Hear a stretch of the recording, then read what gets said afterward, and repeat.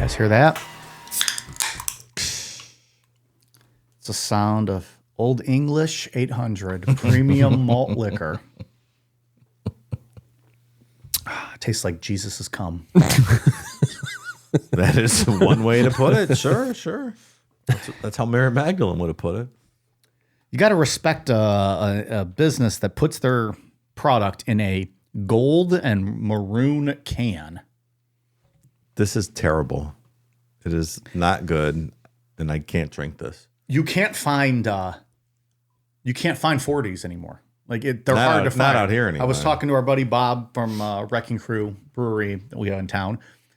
He had heard us mention it on one of the last shows and texted me and was like, "Yeah, it's gonna be hard pressed to find malt liquors in Ohio in general, let alone in 40s."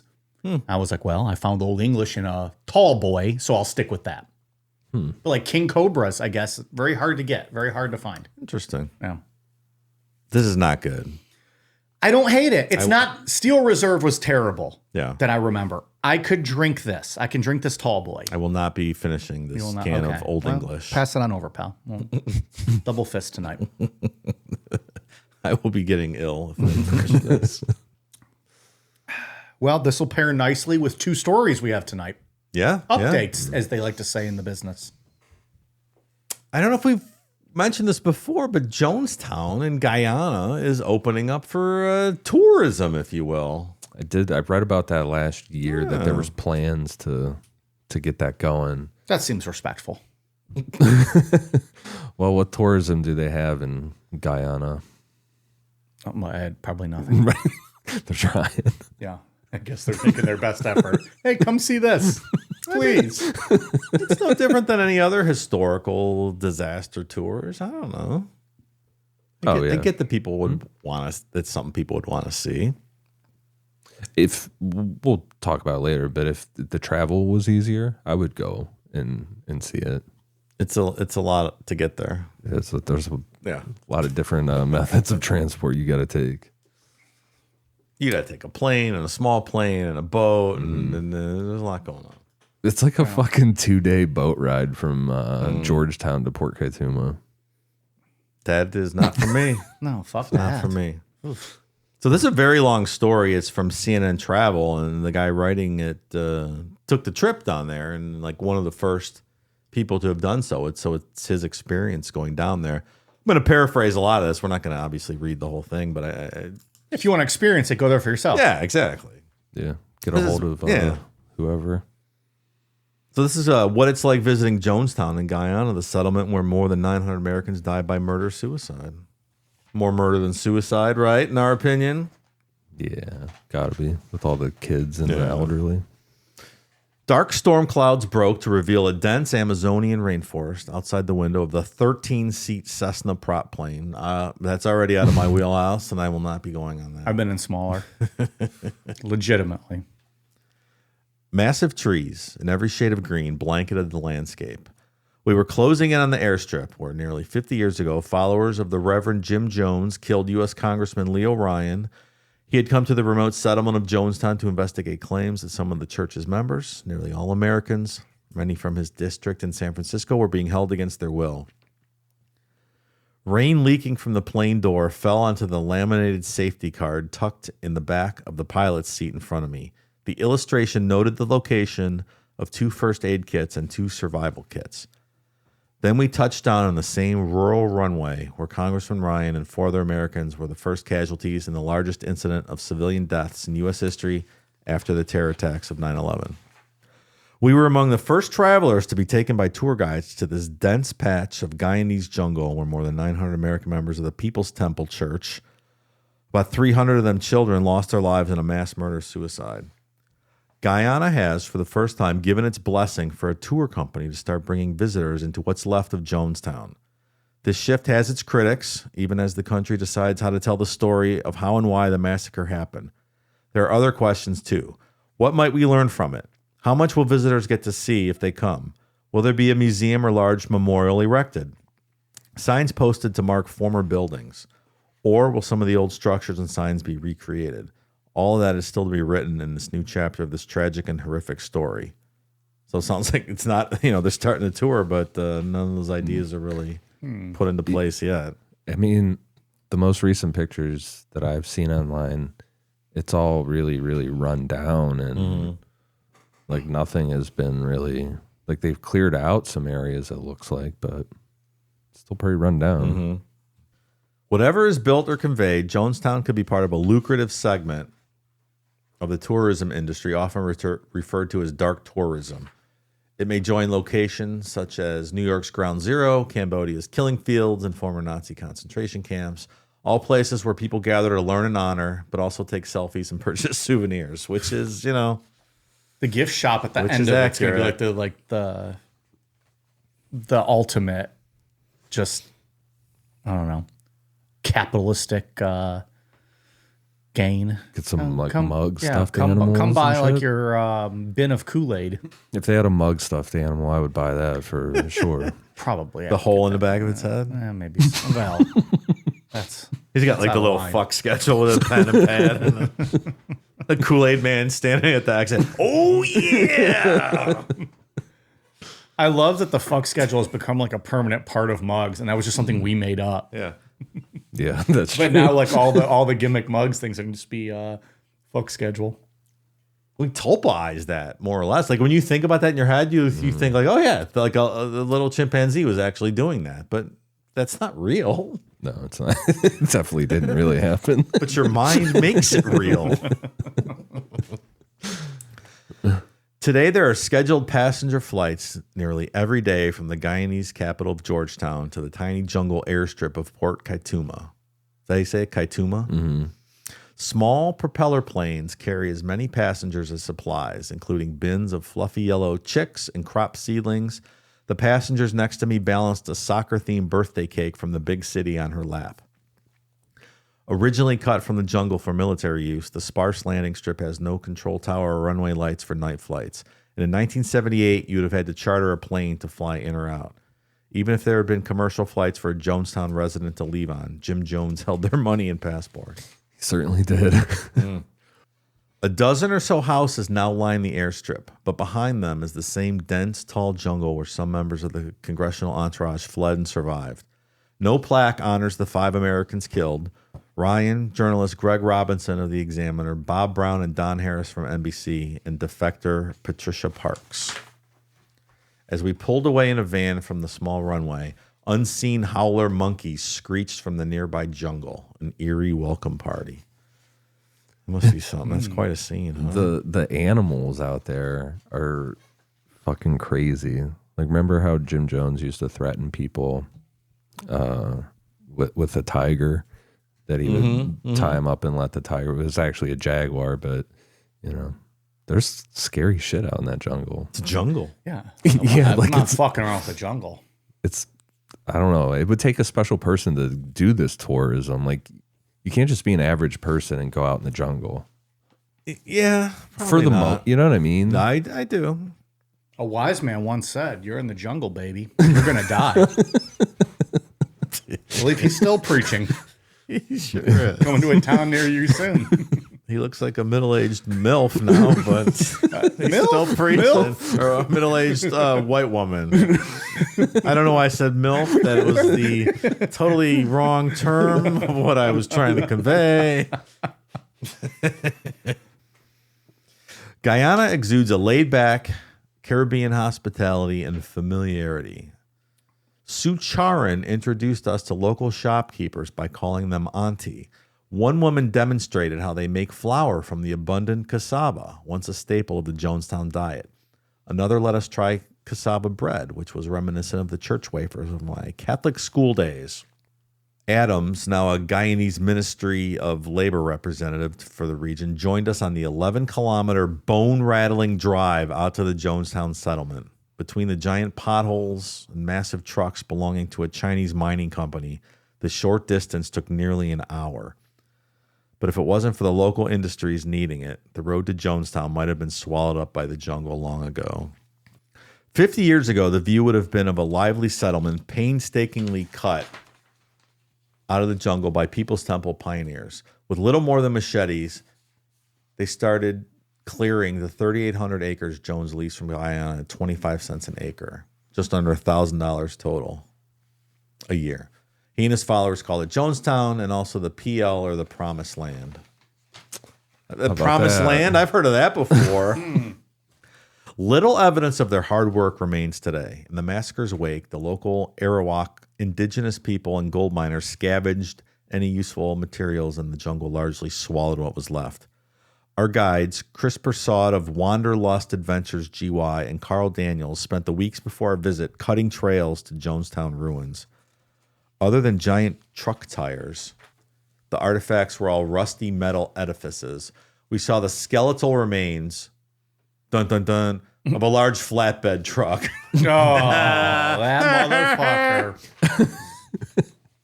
A smaller Ford pickup and assorted machinery. Embossed letters on a lathe told us it originated in a Cincinnati milling machine company.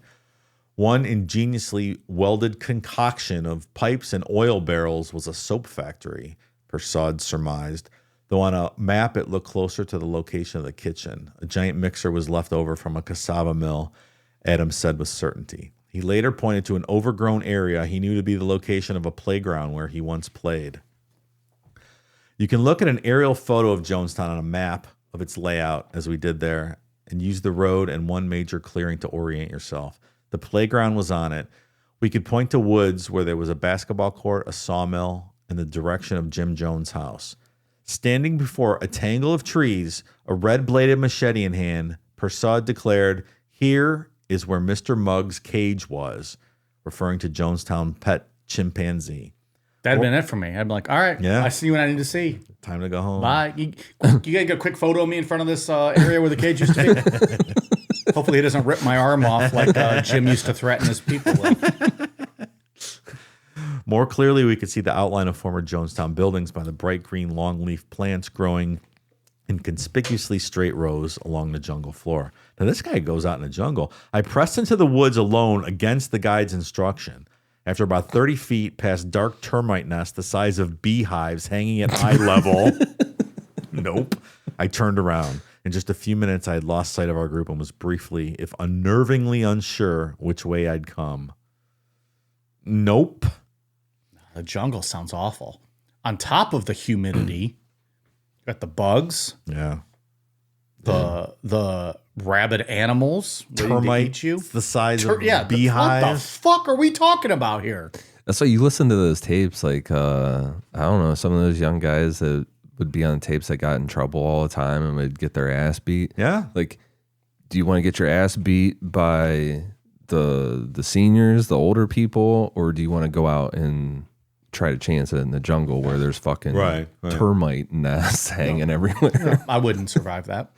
You just rather get beat up by some old people and go to I bed. think so. Yeah. Call it a day. Yeah. Take your licking. Call it- All right, just a little more on this. There's one spot that's fully cleared out, the location of Jonestown's pavilion. The large structure was the center of the community. Sermons and other proclamations were made from Jones' throne of a chair on its stage, and it was the spot to which all the residents were called on that fateful day in 1978. They were instructed to drink from a vat of sedative-laced, grape-flavored sodium cyanide, told it would mean a quick death. It has been falsely rumored that the pavilion area was clear of jungle growth because the cyanide escaping hundreds of corpses also poisoned the ground. But it's the local NDC that regularly cuts back vegetation. In 2009, the same group also erected the only memorial currently in Jonestown. Quote, "In memory of the victims of the Jonestown tragedy," reads a plaque on a large white tombstone-looking structure sitting at the pavilion location. So that's, I don't know, a basic... I don't know. Read the story. It's interesting. It's a lot longer. We're not going to read it all, but You doing this, Ian? You gonna go do this? No. No. doesn't sound like you have to take the whole boat though. Like you can fly right to the airstrip on that little 13-seater Cessna. I don't know. I would do I don't that. think that's for me. If I was doing it, I would do that over the 2-day boat trip. Oh yeah. I'd take my You'd chances. just be smacking your neck with mosquitoes the whole time, right? Well, this entire trip, you're living on the edge. Like it's for me, it's 50-50. I even make it back. That's what I'm saying. So- You have to be a special type of tourist to do this trip. Yeah, I have no interest in the jungle. Number one, because of the humidity. It's too much. I'd rather a jaguar just attack me and rip my throat out. They don't really get into the accommodations or anything. It seems like you're probably staying in Georgetown and just dropping in for the couple hours into Jonestown that probably and makes staying. sense. Maybe it's 5-star. You think they got an embassy hotel suites in there in Georgetown? I don't know. At least an embassy suites. You need that open wine take party at the end of the day after. That'd be nice. Yeah. Or at the very least, just my own fridge. I could put a couple beers in. Come back to at the nice. end of the day. Yeah, that makes sense. You're not toughing it out there like with a tent and shit. Well, that's more than a tour then. That's like That's survivalism. yeah. I didn't sign up for this shit. Just show me around and put me back on the bus there, boy.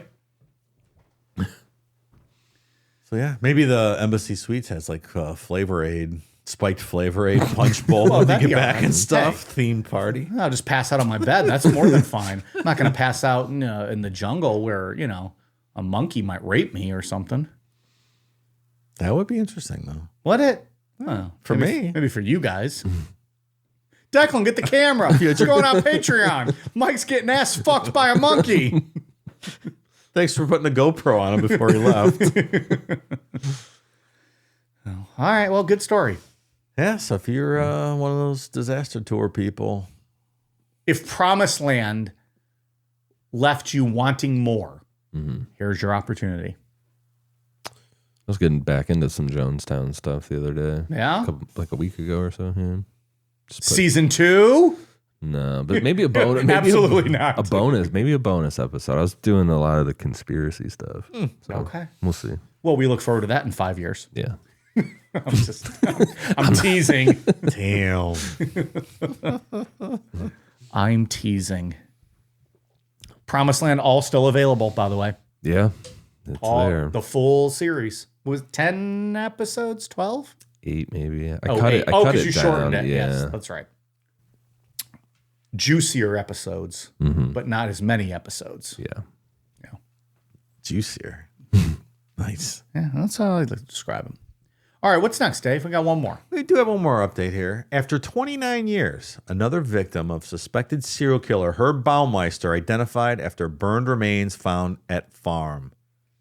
10 victims have been named, but at least 3 others remain a mystery. If you recall when we did our shows on Herb Baumeister, that interesting couple bought that, was it Fox Hollow? Yeah. And there were still bones. You could just stroll out on the property and there were bones all over the place. See the one that had him posed around the pool and stuff? He had mannequins. Yeah. Oh, it was the mannequins. And then he had the bone chippings like in his garden and just all around the all backyard. the whole property. Yeah. Like they almost looked like little rocks or pebbles and it was fucking bone fragments. Yeah. Everywhere still, which takes a special person. Like that's the reason you're buying that place. They're very because much of into this whole very thing. into it. And Zach went and visited them. Of course he did. I'm surprised he didn't buy it sight unseen. Well, these people are making it into their thing. Yeah. They were all about it. Well, good. I like that Zach's got some competition now. He had a fucking monopoly on the business for a long time. Nearly 3 decades after thousands of pieces of human remains were found scattered at the Indiana farm of suspected serial killer Herb Baumeister, another victim has his name back. Daniel Thomas Halloran is the 10th person to be identified, Hamilton County Coroner Jeff Jellison announced on Tuesday. Baumeister, who is considered one of America's most notorious serial killers, is believed to have killed at least 25 people between the late 1980s and early 90s, hunting mostly gay men in the Indianapolis suburb of Westfield, Indiana. He lured the men to his 18-acre property known as Fox Hollow Farm, where he killed them and disposed of their remains on the vast grounds. More than 10,000 pieces of burnt bone fragments were recovered, but the identities of many of them have remained a mystery for decades. Halloran was identified through advanced forensic testing and genetic genealogy conducted by Othram Inc., a forensic genealogy lab in Texas. He was born in 1972, but his date of death is unknown, Jellison said. This is a significant development in our ongoing efforts to provide answers to the families of those who went missing, Jellison said. We are grateful for the expertise of Othram and the advances in forensic science that made this possible. But Jellison admitted to 13 News that Halloran's identity was a shock to investigators. He was an individual that was not on our radar, Jellison said. We didn't know anything about him. Nailing down his identity was complicated, as Halloran had no living parents or siblings, but his mother had died of an overdose, and the coroner in Indianapolis had a DNA card for her which they were able to do the comparison of the DNA from the remains to the mother's DNA and lock in that identification. Isn't that wild? Yeah. Jeez. We went through most of the investigation without even knowing he had a daughter, he added. Coral Halloran, 32, was just 2 years old when her father left, so she never knew him. I feel kind of like I'm mourning, Coral said. All my life, I kind of expected my dad to be around and one day hoping he'd come try to find me. She added that her mother even hired a private investigator at one point to try and find Halloran, but the family knew about Baumeister and suspected he may have been responsible. Makes me sick and wearied in my stomach, having to know my dad was brutally murdered, Coral said. It's hard, and for all the other victims out there, their families, I'm with them. I'm praying hard for them. So yeah, there's still tons of bone fragments out there from that last segment we saw. The end of that episode always stands out to me with how the defense lawyer described walking in the backyard like it was like someone poured that like pebble gravel. Yeah, that's what I was thinking of before. Yeah. And he bent down and he just walked out and like just for a brief second, walked down to the backyard, bent over and picked up a human tooth. Like you tell me the wife didn't know that that's going on. How does it, you just would think there'd be some sort of process where you can't just sell a property like that has all of that still there, right? Well, yeah, like, did no one ever check that out? It seems like it was very simple for that attorney to find it.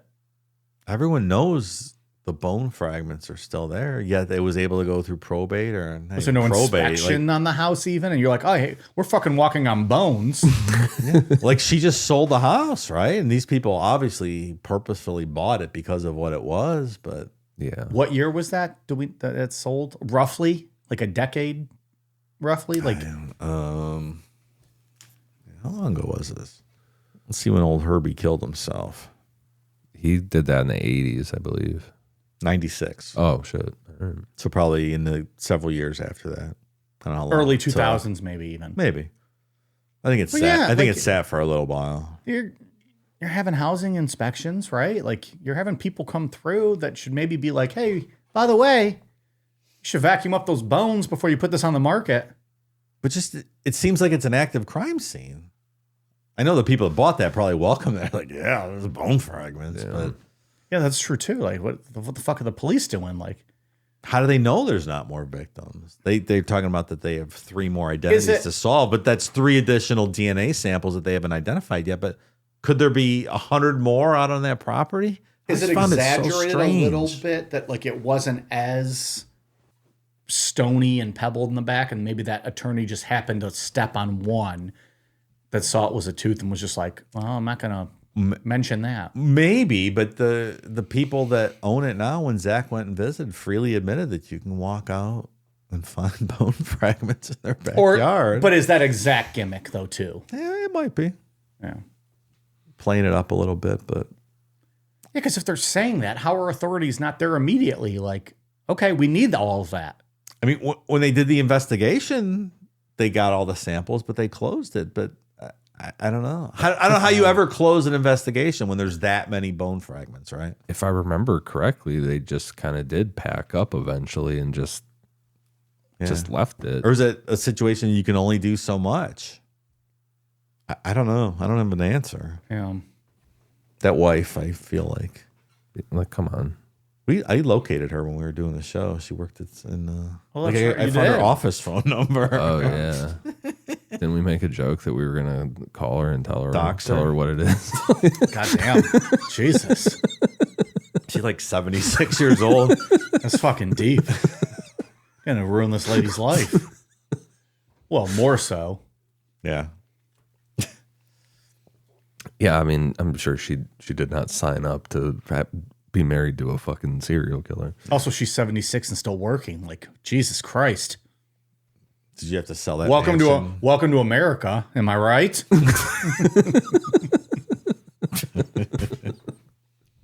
Yeah, I wonder what their financial situation turned out to be. Were there civil suits against the property or something like that, or when she sold the property finally? Yeah. I know there was a Hulu documentary about all this.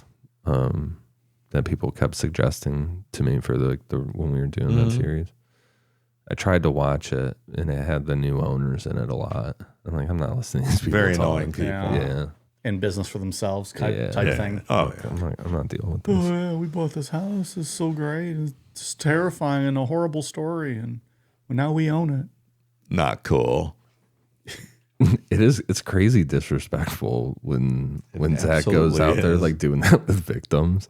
Like you can get away with doing that shit when it's somebody that just died from, I don't know, natural causes or suicide even. Like you can get away with it, but Do you hear me? like you're Are there talking, victims of Herb in here? It's just so dumb.